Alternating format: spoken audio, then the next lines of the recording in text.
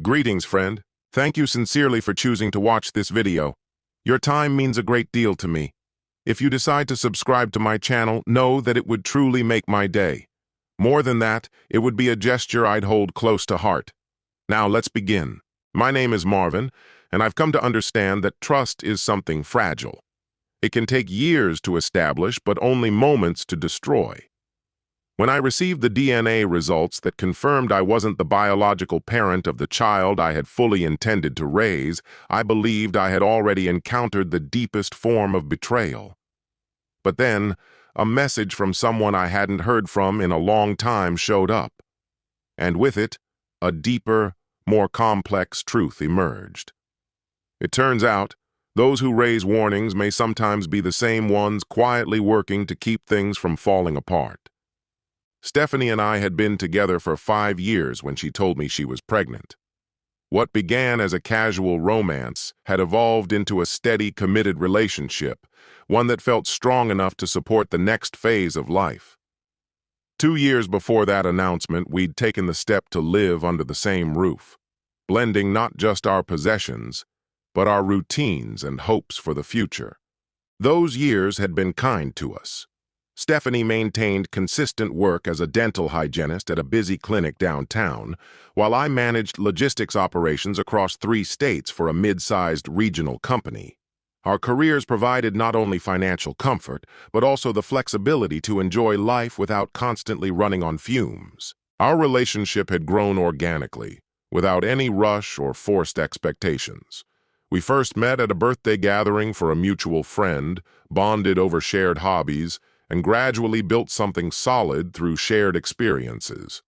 Neither of us pushed for timelines. Instead, we let the relationship evolve on its own terms. It was Stephanie, 3 years into our time together, who brought up the idea of moving in. Her apartment was close to work, but overpriced and cramped. Meanwhile, I owned a calm 3-bedroom house in a quiet neighborhood, far more space than I needed alone. The move made sense for both our relationship and our finances. Surprisingly, the adjustment to living together was seamless. We were already spending most nights together, so moving in felt like an official version of what we were already doing. Stephanie arrived with her furniture, her well-loved books, a lush jungle of houseplants, and her cat, Oliver.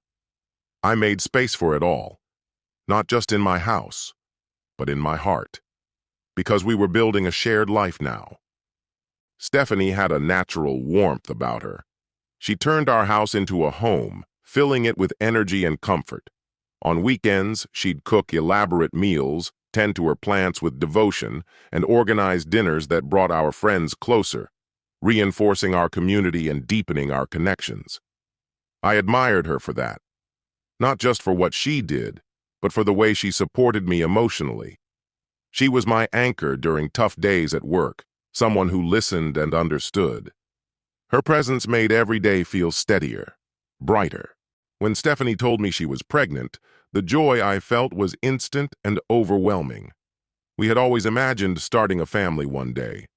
Though the timing wasn't planned, it felt right, like a natural next step. I was ecstatic about becoming a father and deeply moved by the idea of forming a family together. Stephanie shared in that excitement, though her instinct to plan and manage added a layer of understandable stress to the surprise. Happiness and anxiety walked hand in hand for her. I fully embraced the role of a father-to-be. I immersed myself in pregnancy books, accompanied Stephanie to doctor's appointments as often as I could, and started getting our home ready for the baby. I transformed the spare bedroom into a nursery, carefully researching cribs, monitors, and car seats to ensure we were creating a safe, welcoming space. As the pregnancy progressed and Stephanie's body changed, my admiration for her only deepened. Her resilience and grace through each phase left me in awe. By the time she was in her 3rd trimester, I was certain this was the woman I wanted to marry and raise children with. I picked out a ring that suited her style and proposed, filled with love and hope for our future.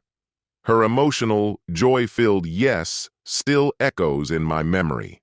We immediately started planning a modest, meaningful wedding to take place shortly after the baby's arrival. Something simple, given how much our lives were about to change. Our goal was to formalize our commitment and create a stable, loving environment for our child. During the pregnancy, I tried to be as supportive as possible, handling chores, helping her through bouts of nausea, and offering emotional steadiness whenever things felt overwhelming. The labor was long and intense, but the end result, the birth of our son, Christopher, is a moment forever etched in my heart. Holding him for the first time, I felt something shift. It was as though my entire future had been placed in my arms. In the midst of the newborn screenings, I made a quiet decision, one I never told Stephanie about. I asked the hospital to include a paternity test with the standard tests. To be clear, this wasn't driven by suspicion. Stephanie had never given me any reason to question her faithfulness. There had been no secrecy, no odd behavior, no warning signs. My motivation was more about legal clarity, a cautious step, or so I convinced myself. But the result of that decision would change everything I believed to be true. Several days after the test was completed, the results came in, and they upended everything I thought I understood about my relationship with Stephanie and the family we had begun to build. The conclusion was indisputable. I was not Christopher's biological father. The revelation struck hard and deep. It meant that at some point during our time together, Stephanie had been unfaithful. Worse still, she allowed me to go through the entire experience of her pregnancy and our child's birth under the false belief that I was the father. She accepted my proposal, helped plan our wedding, and let me believe I was about to start a life as a father, despite knowing all along that someone else had fathered the child. I confronted her the very day I saw the results, placing the paperwork in front of her without a word of hesitation. Her reaction was chaotic, shocked, uneasy, and filled with desperate attempts to either minimize what had happened or deny what the results meant. Initially, she questioned the reliability of the test, suggesting the lab might have made an error. But when I refused to let the conversation derail and insisted on clear answers, she finally admitted that she had been with another man during the window when Christopher would have been conceived. I told her plainly, with no room for compromise, that she needed to leave that day. Our engagement was finished. I couldn't stay with someone who had misled me so profoundly on something as fundamental as fatherhood.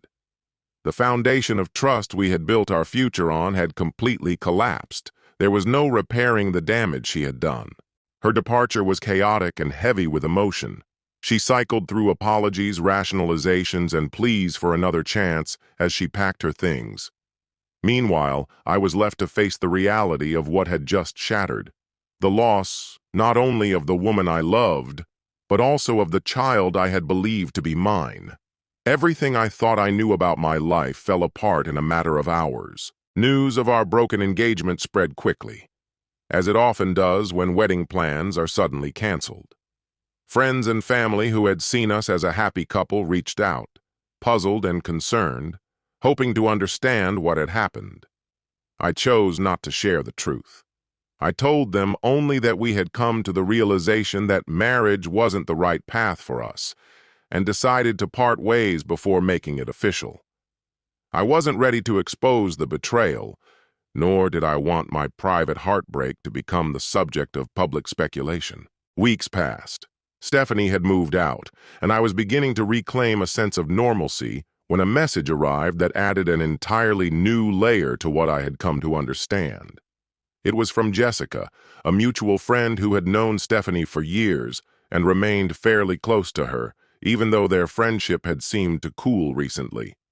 I hadn't thought much of it at the time. Jessica's message revealed that Stephanie had stayed in contact with her ex-boyfriend throughout our relationship. Jessica had repeatedly urged her to make a choice, warning her that juggling two relationships would eventually have serious consequences. She told me that she had advised Stephanie to come clean and be honest with both of us. According to her, Stephanie refused to let go of either relationship, insisting she had the right to keep her options open until she felt ready to choose. That refusal had strained their friendship and eventually caused it to fall apart. Jessica praised me for discovering the truth, assuming I had figured it out through intuition or suspicion rather than a standard DNA test that revealed a truth I hadn't been looking for. Her words painted a picture of Stephanie as someone who had persistently ignored warnings and continued to lead a double life, something far more deliberate than a one-time mistake. What Jessica shared transformed how I viewed everything that had happened. This wasn't a case of momentary weakness or one poor decision. It was a prolonged deception that spanned nearly the entire course of our relationship. Stephanie hadn't just betrayed me once.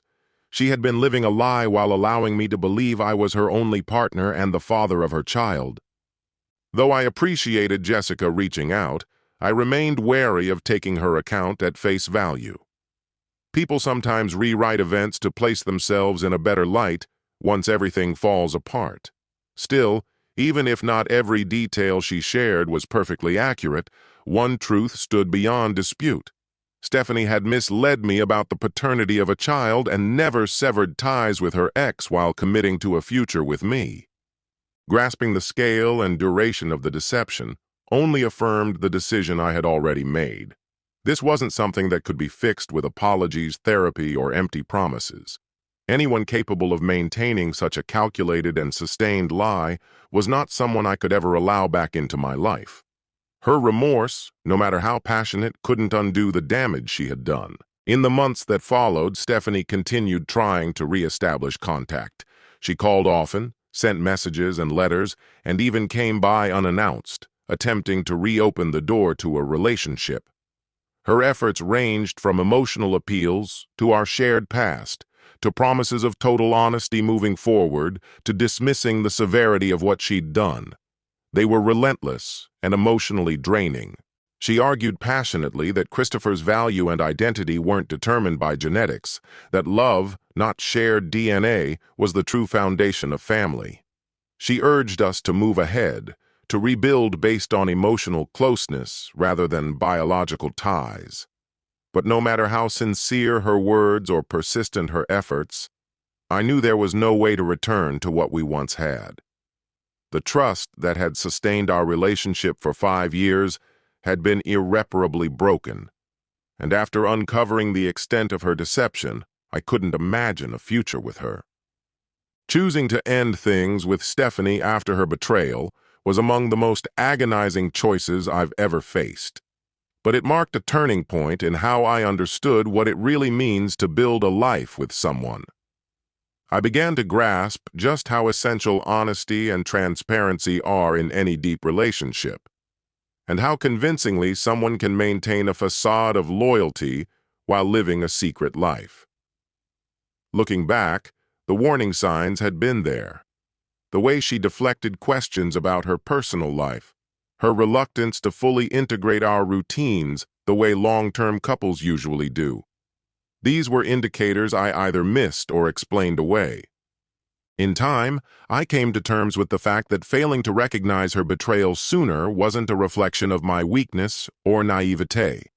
When a person is committed to leading a double life, they often become highly skilled at managing the emotional and logistical demands of their deceit.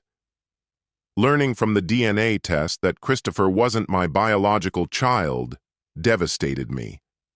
But it also prevented me from continuing a life built on lies. As painful as the truth was, it ultimately released me from a relationship rooted in betrayal. In the days that followed, I began to understand that facing the truth, no matter how brutal, had protected me from deeper emotional damage. The woman I had once trusted had kept something as vital as paternity hidden from me, a violation so deep that it left no room for rebuilding. Later, a message from Jessica surfaced, exposing just how deliberate Stephanie's actions had been.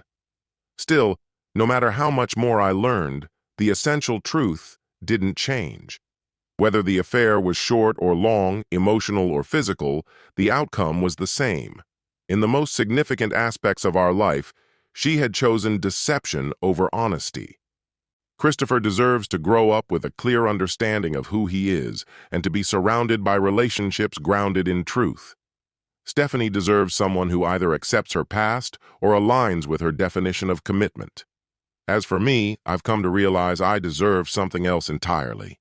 A relationship built on trust, honesty, and mutual respect. Not one that requires DNA testing to validate its core. Leaving after the DNA results wasn't just the conclusion of a relationship, it was the conscious decision to walk away from a life built on falsehoods and take the first step towards something authentic. Sometimes, truth destroys what we thought was real, but it also clears the way for something honest and lasting. No matter how soothing they seem, beautiful lies eventually collapse under their own weight. That chapter of my life is now closed. I welcome your reflections in the comments below. Thank you for sharing this experience with me. If this story spoke to you, feel free to explore more content on the channel.